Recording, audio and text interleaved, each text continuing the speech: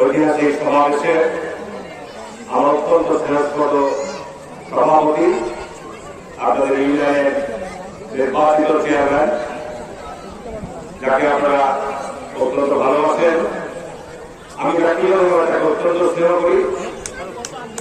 সকলের মতো বিভিন্ন ইউনিয়ন পরিষদে যদি এই ধরনের সৎ এবং শিক্ষিত যোগ্য চেয়ারম্যান থাকতো, তাহলে ইউনিয়নবাসী উপকৃত হতো। ঠিক আছে, আমি দোয়া করি যে ইউনিয়নের যে জনসেবা তাদের আত্মনিয়োগ করেছে, সে যেন বারবার আপনাদের দোয়ায় পুনরায় সেবা করার সুযোগ পায়। সর্বপ্রথমে আমি শুকরিয়া আদায় করছি মহান রব্বুল আলামিন,